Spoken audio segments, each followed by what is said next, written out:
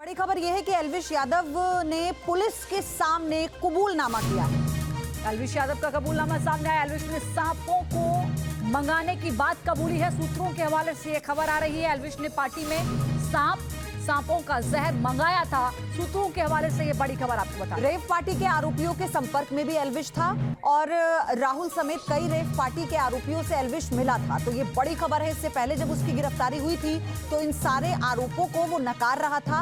अब चूंकि कल फिर से गिरफ्तारी के बाद कोर्ट ने दे दी है पूरी जो 14 दिन की हिरासत थी, उसके बाद ये बड़ा कबूलनामा। सांप के जहर का नशा, कानून ने शिकंजा कसा। ओटीटी बिग बॉस का विनर एल्विश यादव, नाम आपने सुना होगा, चेहरा भी देखा होगा और मुमकिन है कि आप इसे सोशल साइट्स और ब्लॉग्स पर फॉलो भी करते होंगे। अगर आपका जवाब हां है तो फिर आप इसके कारनामों से भी अच्छी तरह वाकिफ होंगे।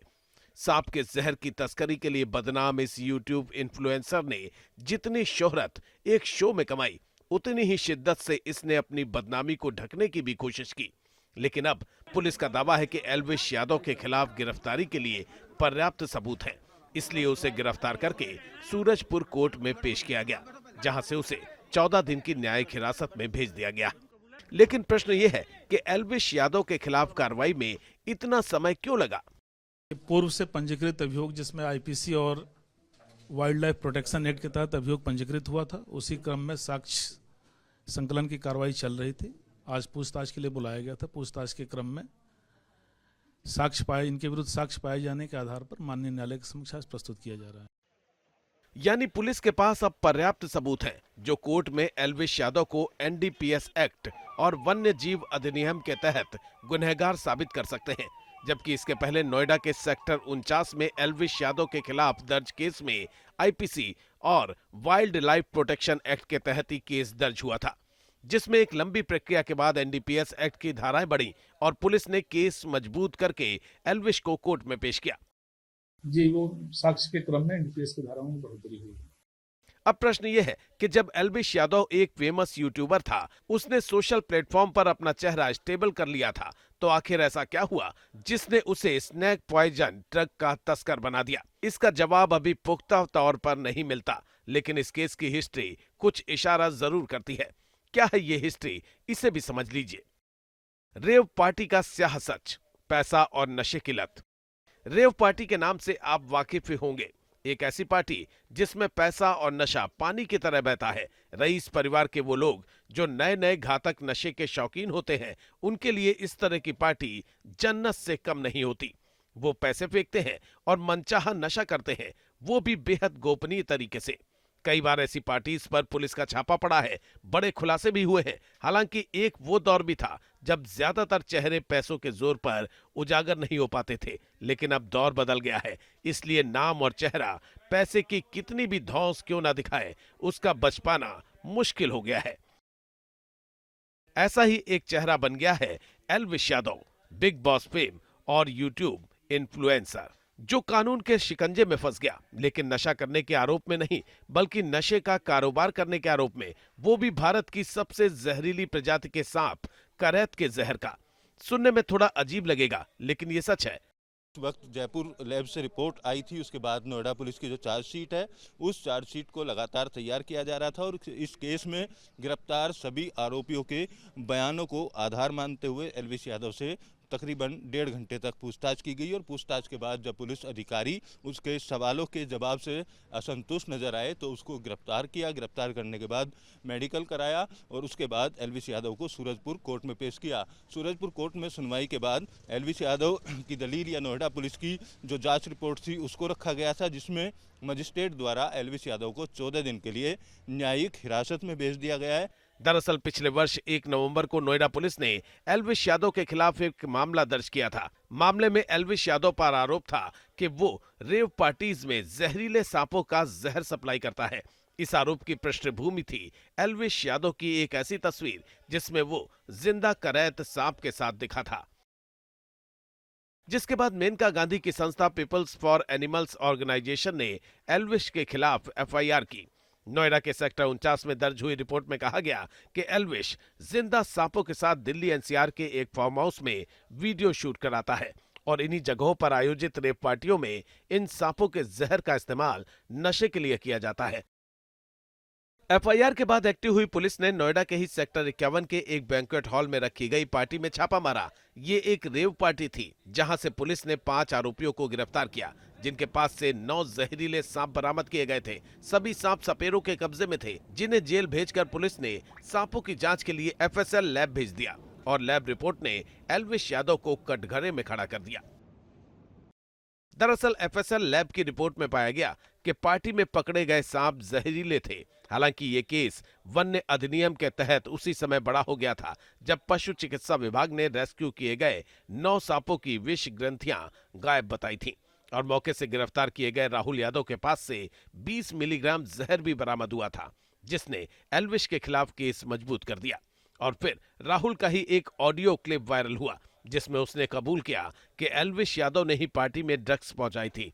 हालांकि तब एल्विश यादव ने खुद को बेगुनाह बताने की भरसक कोशिश की थी। पर नोएडा के सेक्टर 20 थाने में इस केस से जुड़ी तफ्तीश शुरू हो गई और एल्विश यादव पर शिकंजा कसता चला गया, जिसमें एनडीपीएस एक्ट की धारा जोड़कर एल्विश यादव पर पूरी तरह शिकंजा कस दिया गया। अब प्रश्न यह है कि रेव पार्टीज में घातक नशीली दवाओं का इस्तेमाल कैसे होता है, ये तो सभी जानते हैं, लेकिन जहरीले सांपों के जहर का नशा आखिर कैसे होता है, इस संबंध में कोई पुख्ता तरीका नहीं बताया गया है। लेकिन जिस तरीके के बारे में खुलासा हुआ है वो बेहद घातक है।